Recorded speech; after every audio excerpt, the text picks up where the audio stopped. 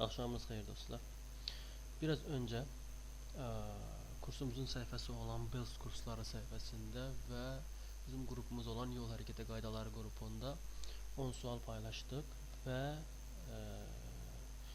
deməli müsabiqə elan etdik ki 10 sualı 15 dəqiqə ərzində düzgün cavab verən ilk şəxsə Bells təhsil kompleksində sürücülük kurslarına 30% endirim olacaq. Gördüğünüz kimi Yol Hareketi Qaydaları grubumuzda bizim Yol Hareketi Qaydaları axırda nida bu grupta paylaşmışıq və eyni zamanda Bells kursları sayfasında paylaşmışıq. Artıq şərtlər gəlib.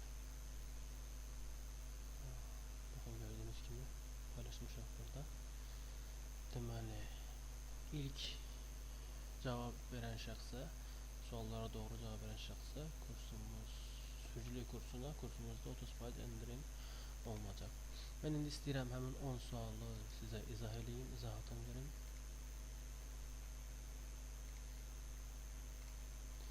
Bir şey də qeyd edeyim ki, bu suallar Talib.ta saytından götürülüb. Müəllif hüquqlarını tapdalamayaq. Deməli, birinci sual belədir. Qarşılıqlı keçmə çətinləşən hallarda hansı nişan sizin üstünlüyə malik olduğunuzu bildirir? Baxın, birinci nişana baxaq, A nişanına. A nişanı xəbərdarlıq nişanıdır. Eniş və ya yoxuşu bildirir. Biz burada deməli hardan hansı eniş hansının yoxuş olduğunu öncə müəyyənləşdirməliyik. Deməli bunu müəyyənləşdirmək üçün bu qara, yəni bunun ən rahat müəyyənləşdirmə yolu budur ki, bu qara hissəyə təpə kimi baxırıq. Soldan sağa doğru yazılma oxunma istiqamətinə doğru istənilən bir söz yazırıq. Bura məsələn sürücü. Baxın, sürücü yazarkən nedirik biz? Düşürük. Burada eyni şeyi yenə də bu qaran təpə kimi götürürük. Yenə də sürücü yazsaq bura nedirik biz? Qalxırıq. Baxın, burada düşürük soldan sağa doğru. Burada isə qalxırıq. Deməli bu enişdir, bu yoxuşdur. Qayda var. Deməli qayda belədir ki, həmişə düşən qalxana yol verməlidir. Qalxan üstünlüyə malikdir. Qalxan üstünlüyə malikdir, düşən qalxana yol verir. Burada nə deyir? Deyir, üstünlüyə malik olduğunuzu bildirir. Yəni hansında biz üstünük. Baxın, burada düşürük. Biz üstün deyilik. Çünki mən bayaq dedim ki, düşən qalxana yol verir. Burada isə biz qalxırıq. Əgər keçmə çətinləşərsə, biz A şəklində yox, B şəklində yol verməliyik. Çünki biz qalxırıq, keçmə çətinləşərsə, qarşıdan gələn sürücü bizə yol verməlidir. Çünki biz qalxırıq. Deməli, qalxan üstünlüyə malikdir, düşən qalxana yol verir. C şəklində. C şəkli deməli üstünlük nişanlarına aiddir. C və D nişanları. C və D nişanları keçmə növbəliyi müəyyənləşdirir və körpülərdə və ya yolun dar sahələrində qoyulur. C-də baxın, biz yol veririk. D-də isə biz üstünük. Bunu necə müəyyənləşdirə bilərsiniz? Qırmızı ox hansı tərəfdədirsə o yol verir. Baxın, burada biz yol veririk. Burada isə biz üstünük, qarşıdan gələn yol verir. Çünki qırmızı ox onun tərəfindədir. Burada qırmızı ox bizim tərəfimizdədir. Yəni mən bunu sizə qayda kimi yox, sadəcə rahatlıq üçün izah edirəm ki, yəni bunu necə yadda saxlaya bilərsiniz. Qırmızı ox kimin tərəfindədirsə o yol verir. Baxın, burada C-də biz yol veririk, D-də isə qarşıdan gələn yol verir, biz birinci keçirik. Deməli biz D-də üstünük, çünki biz birinci keçirik, qarşıdan gələn bizə yol verir. Deyir, hansında üstünlüyə maliksiz? Bir də B-də üstünük, çünki biz qalxırıq. Deməli B və D şəkillərində biz üstünlüyə malikik. Cavab 2-dir. B və D şəklində. Bir daha izah edirəm. A şəklində biz üstünlüyə malik deyilik, çünki biz düşürük. B-də üstünlüyə malikik, çünki biz qalxırıq. C-də üstünlüyə malik deyilik, çünki qırmızı ox bizdədir, biz yol verməliyik. D-də üstünlüyə malikik, çünki biz birinci keçirik. Qırmızı ox qarşı tərəfdədir, qarşı tərəf yol verir. Deməli, cavab oldu B və D. 2. Keçək ikinci şəklə. İkinci şəkildə deməli, deyir, kim yol verməlidir? Siz hərəkəti düzünə davam etdirmək istəyirsiniz. Kimə yol verməlisiniz? Kimə yol verməlisiniz? Baxın, öncə baxırıq ki, bizim qarşımızda yol verən nişanı var və altında deməli, kim baş yolda olduğunu bildirən nişan var bizdə. Deməli, bu nişan göstərir ki, Buna biz yolun, yəni yol həricinin sxemini də deyə bilərik. Burada göstərir ki, baxın, burada qara xəttdə hansı nəqliyyat vasitələridirsə, onlar üstünlüyə malik olurlar. Baxın, bu nişan göstərir ki, deməli, bu nəqliyyat vasitələri qara xəttdədir. Onlar baş yoldadır. Yəni, qara xəttdə olanlar baş yoldadır. Bu, minik avtomobili və yük avtomobili baş yoldadır. Bu nişan da biz onu göstərir. Ona görə burada biz hər ikisinə yol veririk. Sualda deyir ki, kimə yol verməlisiniz? Hər ikisinə. Çünki biz ikinci dərəcəli yoldayıq. Baxın, bu nazik xəttlər ikinci dərəcəli yoldur. Biz ikinci dərəcəli yoldayıq. Qara xəttlərdə olanlar isə baş yoldadır. Bunlar isə baş yoldadır. Ona görə biz hər iki sürücüyə burada yol verməliyik. Deməli, kimə yol verməlisiniz deyir? Biz hər iki nəqliyyat vasitəsinə yol veririk. Cavab 3-dür. Keçək növbəti suala. Növbəti sualda nə deyir? Deyir, aşağıda sadalanan hansı halda avtomobilin istismarı qadağan edilmir? İstismar qadağan edilmir, yəni sürülməsinə icazə verilir. Yəni sürülməsi qadağan deyil. Deməli, istismarı qadağan etmir hansı? Bir-bir cavablarını oxuyaq. Sərnişin üçün nəzərdə tutulan təhlükəsizlik kəməri yararsız halda olduqda. Sərnişin üçün nəzərdə tutulan təhlükəsizlik kəməri yararsız olduqda. Ümumiyyətlə, təhlükəsizlik kəməri yararsızdırsa, həmin avtomobilin istismarı qadağandır. Təhlükəsizlik kəməri yararlı olmalıdır və istifadəyə yararlı olmalıdır. Ümumiyyətlə, avtomobildə deməli olan təhlükəsizlik kəmərlərinin hamısı yararlı olmalıdır, işlək vəziyyətdə olmalıdır. Deməli, sərnişin üçün nəzərdə tutulan təhlükəsizlik kəməri yararsız olduqda həmin avtomobil istismarına icazə verilmir. İkinci, duracaq tormu sistemi tam yüklü avtomobilin tərpənməzliyini yalnız 13 dərəcəyə qədər olan enişdə təmin etdikdə. Deməli, burada birincidə qadağan edir. Çünki həm sərnişin, həm də sürücü üçün olan təhlükəsizlik kəməri mütləq yararlı olmalıdır. Deməli, yararsız olduqda həmin avtomobilin istismarı qadağandır. İkinciyə baxaq. Duracaq tormu sistemi tam yüklü avtomobilin tərpənməzliyini yalnız 13 dərəcəyə qədər olan enişdə təmin etdikdə. Deməli, enişdə və yaxud yoxuşda tam yüklü avtomobil, fərqi yoxdur, istər minik, istər yük, tam yüklü avtomobili duracaq tormu sistemi saxlamalıdır 16 dərəcədə. Burada isə minimum 16 dərəcədə. 16 dərəcədən az olmayan enişdə və yaxud yoxuşda duracaq tormu sistemi minik avtomobili saxlayırsa, həmin avtomobilin istismarı qadağandır. Çünki 16 dərəcədən az olan enişdə artıq saxlayırsa, həmin avtomobili istismar edə bilmərik. Bu qanuna ziddir. Deməli, duracaq tormu sistemi tam yüklü avtomobilin tərpənməzliyini yalnız 13 dərəcədə saxlayırsa, 16-dan aşağıdır bu. Bu da avtomobilin istismarını qadağan edir. Bizə deyir, hansı qadağan edilmir. Arxa duman fənərləri işləmədikdə, arxa duman fənərləri mütləq işlək vəziyyətdə olmalıdır. İşləmədikdə avtomobilin istismarı qadağan edilir. Bu da deyil, burada deyir, hansı qadağan edilmir. Avtomobili elastik yedəyə alma vasitəsi, yəni tros olmadıqda. Avtomobili elastik yedəyə alma vasitəsi, yəni tros olmaya bilər. Sığorta trosu mütləq olmalıdır avtomobildə, amma elastik yedəyə alma vasitəsi tros olmaya bilər. Bir daha qayıdaq bu suala. Deyir, aşağıda sadalanan hansı halda avtomobilin istismarı qadağan edilmir? Deməli, sərnişin üçün nəzərdə tutulan təhlükəsizlik kəməri yararsız olduqda. Konstruksiyada nəzərdə tutulmuş təhlükəsizlik kəmərləri mütləq avtomobildə olmalıdır və yararlı halda olmalıdır. Deməli, burada deyir, sərnişin üçün nəzərdə tutulan təhlükəsizlik kəməri olmadıqda və yaxud da yararsız olduqda avtomobilin istismarı qadağan edilir. Deməli, birinci cavab deyil. İkinci cavab, duracaq tormu sistemi tam yüklü avtomobilin tərpənməzliyini yalnız 13 dərəcəyə qədər olan enişdə təmin etdikdə. Amma mən dedim ki, tam yüklü avtomobil istər minik, istər yük. Deməli, 16 dərəcədən az olan enişdə təmin edirsə, həmin avtomobilin istismarı qadağandır. Çünki minimum 16 dərəcədə təmin etməlidir. Yəni, duracaq tormu sistemi 16 dərəcədən az olan enişdə təmin edirsə, həmin avtomobilin istismarı qadağandır. İkincidə deyil, deyir, qadağan edilmir. Arxa duman fənərləri işləmədikdə. Arxa duman fənərləri işlək vəziyyətdə olmalıdır. Ona görə bu da deyil, burada da qadağandır. Avtomobili elastik yedəyə alma vasitəsi tros olmadıqda. Avtomobilin elastik yedəyə alma vasitəsi tros olmaya bilər. Sığorta trosu mütləq olmalıdır, amma elastik yedəyə alma vasitəsi tros olmaya bilər avtomobildə. Ona görə burada cavab 4-dür. Keçək növbəti suala. Sual belədir. Deyir, siz sağa dönmək istəyirsiniz. Bu şəraitdə hansı avtomobilin sürücüsü hərəkəti davam etdirə bilər? Sürücüsü hərəkəti davam etdirə bilər. Bəli. Əziz dostlar, gördüyünüz kimi burada həm işıqfor var, yəni svetofor, həm də üstünlük nişanları var, yəni baş yol. Həm də eyni zamanda burada nizamlayıcı var. Nizamlayıcı həm işıqforu, svetoforu, həm də üstünlük nişanlarını ləğv elədiyinə görə biz əsas baxırıq nəyə? Nizamlayıcıya. Baxın, svetofor üstünlük nişanlarını ləğv edir. Nizamlayıcı isə həm svetoforu ləğv edir, həm də üstünlük nişanlarını ləğv edir. Ona görə biz baxırıq yalnız nəyə? Nizamlayıcıya. Deyir, hansı hərəkəti davam etdirə bilər?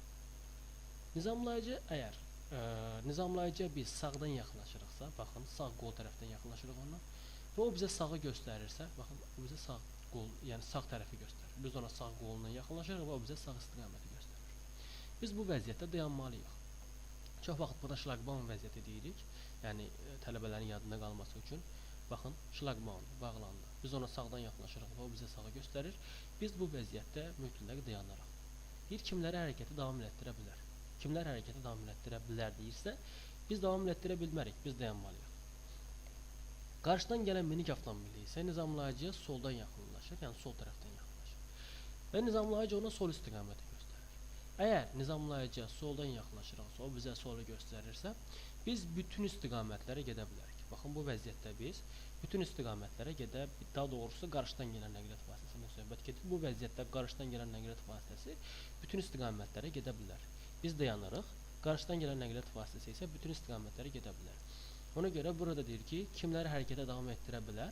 Biz də deyirik ki, yalnız qarşıdan gələn avtomobilin sürücüsünə. Çünki o nizamlayıcıya soldan yaxınlaşır və nizamlayıcı ona sol istiqaməti göstərir.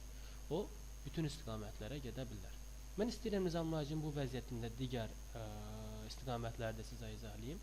Baxın, bu vəziyyətdə nizamlayıcıda nizamlayıcıya qarşıdan gələn nəqliyyat vasitələri gedə bilər birinci zolaqdan sağa. Niyə? Çünki qayda belədir. Nizamlayıcı sinə tərəfdən yaxınlaşırıqsa və o bizə geri istiqaməti göstərirsə, biz birinci zolaqdan sağa dönə bilərik. Yəni, buradan, yəni nizamlayıcı sinə tərəfdən gələnlər gedə bilər birinci zolaqdan sağa. Və arxadan gələn, indi burada arxada yol yoxdur, ümumiyyətlə arxadan gələn olsa, arxadan gələnlər həmişə dayanır. Burada cavab oldu, qarşıdan gələn. Deyir, kimi hərəkəti davam etdirə bilər, kim hərəkəti davam etdirə bilər deyirsə, biz dayanırıq, çünki sağdan yaxınlaşırıq, sağa göstərir. Minik avtomobili isə, qarşıdan gələn minik avtomobili isə bütün istiqamətlərə gedə bilər. Ona görə minik avtomobili hərəkət eləyə bilər. Keçək növbəti suala. Növbəti sual. Deyir, dövlət texniki baxışından keçmiş saz nəqliyyat vasitələrinə dövlət yol polisi tərəfindən texniki baxış talonu verilir. Bu talon avtomobilin hansı yerində saxlanmalıdır? Bu talon avtomobilin deməli qabaq şüşəsində qoyulur. Qabaq şüşəsində deməli içəri sağ tərəfdən aşağıdan və sağdan 15 sm saxlamaqla qoyulur. Bir də izah edirəm. Deməli içəri sağ tərəfdən qoyulur. Sağdan və aşağıdan 15 sm, hər tərəfdən 15 sm saxlamaqla. Deməli, içəri tərəfindən avtomobilin qabaq şüşəsinə aşağı sağ küncünə hər iki tərəfdə 15 sm məsafədə yapışdırılır. Cavab birincidir. İçəri tərəfindən avtomobilin qabaq şüşəsinin aşağı sağ küncünə hər iki tərəfdən 15 sm məsafədə yapışdırılır. Cavab 1-dir. Bu talon elə yapışdırılmalıdır ki, sürücüyə mane olmasın. Növbəti sual. Bu şəraitdə hansı avtomobilin sürücüsü hərəkəti davam etdirə bilər? Bəli, bayaq nizamlayıcının bu vəziyyətini mən sizə izah elədim. Deyir, kim hərəkəti davam etdirə bilər? Yenə də bizim üçün şlaqbaum vəziyyətidir, mən bayaq dedim sizə. Deməli, biz nizamlayıcıya sağdan yaxınlaşırıq və o bizə sağ istiqaməti göstərir. Biz dayanırıq. Arxadan gələnlər həmişə dayandığına görə bu arxadan gələn minik avtomobildə dayanır. Bu minik avtomobili isə soldan yaxınlaşır və nizamlayıcı ona sol istiqaməti göstərdiyi üçün bu minik avtomobili bütün istiqamətlərə gedə bilər. Deməli, burada hərəkəti davam etdirə bilər. Kim? Yalnız qarşıdan gələn nəqliyyat vasitəsi, ancaq qarşıdan gələn avtomobilin sürücüsü. Cavab 3. Keçək növbəti suala. Deyir, hansı tanınma nişanı avtomobili idarə edən şəxsin təcrübəsiz sürücü olması barədə xəbərdarlıq məqsədi ilə tətbiq olunur.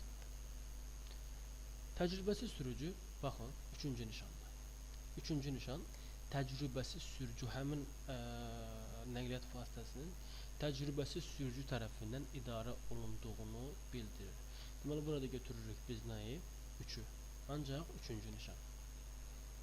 Deməli, digər nişanlar bu yol verin nişanıdır.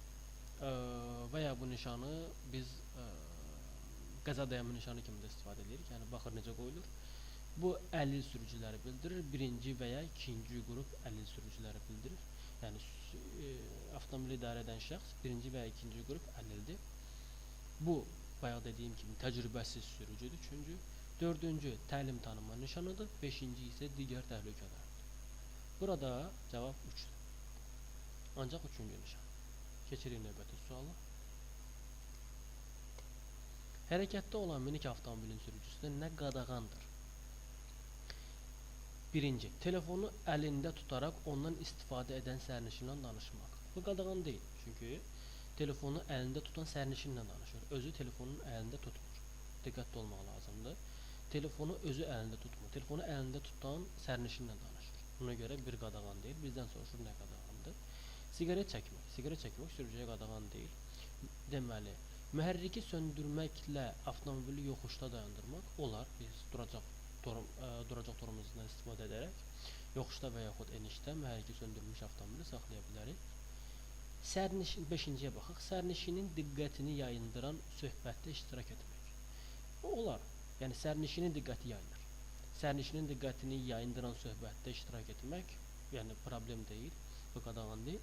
Doğru cavab 4-dür. İndi mən sizə 4-cü cavabı izah. Mühərriki söndürülmüş avtomobili ətalətlə idarə etmək. Mühərriki söndürülmüş avtomobili ətalətlə idarə etmək olmaz. Bizdən soruşur nə qadağandır? Cavab 4-dür. Niyə olmaz? Çünki mühərriki söndürülmüş avtomobil bir çox hallarda mühərriki söndürərkən avtomobilin sükan idarə mexanizmi və əyləc sistemi bloklanır.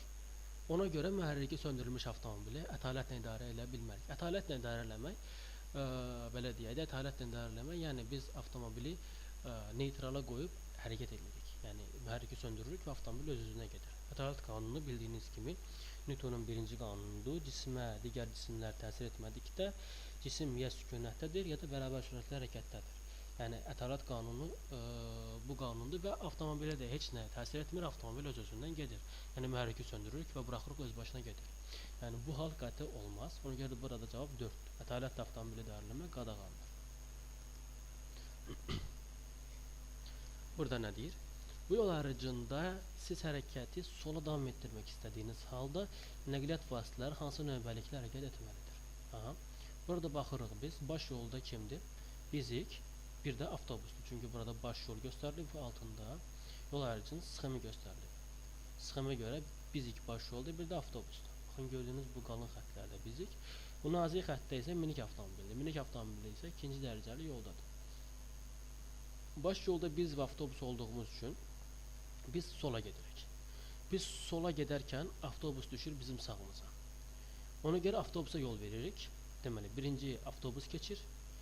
Minik avtomobilinə yol vermirik, çünki ikinci dərəcəli yoldadır. Avtobus da minik avtomobilinə yol vermir. Baxmayaraq ki, deməli, minik avtomobil avtobusun sağına düşür. Avtobus ikinci dərəcəli yolda olduğuna görə, minik avtomobil ikinci dərəcəli yolda olduğuna görə avtobus minik avtomobilinə yol vermir. Deməli, sağımıza hansı halda yol verirdik? Biz sağımıza, deməli, eyni əhəmiyyətli yollarda olduğumuz halda digər nəqliyyat vasitəsi bizim sağımızdan yaxınlaşanda sağımıza yol verirdik. Yəni, burada eyni hüquqlara malik olduğumuz yollarda, məsələn, biz də baş yoldayıq, avtobus da baş yolda.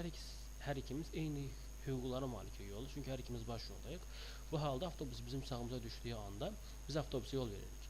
Amma baxmayaraq ki, minik avtomobil avtobusun sağına düşür, minik avtomobil ikinci dərəcəli yolda olduğuna görə avtobus minik avtomobilinə yol vermir. Ona görə də birinci avtobus keçir.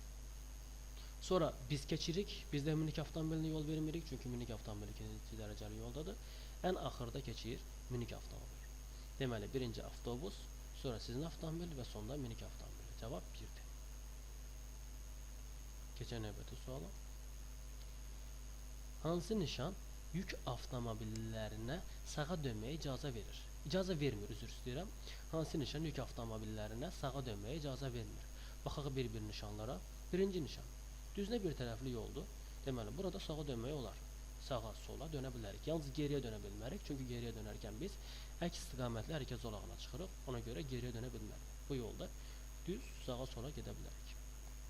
İkinci nişan. Deməli, icazə vermir, bir icazə verir. İkinci nişan. Deməli, bu nişan onu bildirir ki, sola yalnız ümumi istifadə olan nəqliyyat vasitələri gedə bilər. Amma sağa dönə bilər ki, sağa hamı dönə bilər. İkinci nişan da bizə icazə verir. Deməli, üçüncü nişan. Üçüncü nişan məsləhət verir ki, 3,5 tonun artıq olan yük avtomobillər düz getsin.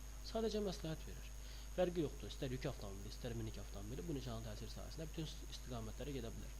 Amma yaxşı olardı ki, 3,5 tonun artıq olan yük avtomobillər düz getsin. Məsləhət verir. Üçüncü nişan da bizə deməli sağa dönməyə qadağan etmir. Dördüncü nişan. Dördüncü nişan deyir ki, sağa yalnız ümumi istifadə olan nəqliyyat vasitələri gedə bilər, sola hamı gedə bilər. Ona görə dördüncü nişan bizə sağa dönməni qadağan edir. Çünki sağa kimlər gedə bilər? Ancaq ümumi istifadə olan nəqliyyat vasitələri. Dördüncü nişan sağa dönməyə bizə icazə vermir. Ona görə deyir, icazə vermir. Dördüncü nişan vermir. 1, 4. Beşinci nişana baxaq. Beşinci nişan deməli bizə bildirir ki, sağda dalan var, yəni tupik var. Biz sağa dönə bilərik, sadəcə məlumat verir ki, sağda dalan var. Yəni dördüncü nişanda bizə sağa dönməni qadağan etmir. Deməli bizə sağa dönməyi yalnız qadağan etdi dördüncü nişan. Burada cavab dördüncü nişan. Ancaq dördüncü nişan. Qalan nişanlar isə bizə sağa dönməyə qadağan etmir. Yəni sağa dönməyə icazə vermir yazılıb. Hansı nişan biz də götürürük dördüncü nişan. Cavab 4. Ancaq 4. Bu qədər əziz dostlar, mən sizə 10 sualı izah elədim. Ümid edirəm ki, Belz kursları səhifəsində və yol hərəkəti qaydaları qrupunda düzgün cavab vermişsiniz. İndi biz orada da bu videonu paylaşacağıq və eyni zamanda YouTube kanalımızda və Belz.az saytında da bu videonu paylaşacağıq. YouTube kanalında da bizi Belz kursları kimi tapa bilərsiniz. Yazsınız Belz kursları bizim YouTube kanalımız çıxacaq. Diqqətinizə görə minnətdaram. Çox sağ olun.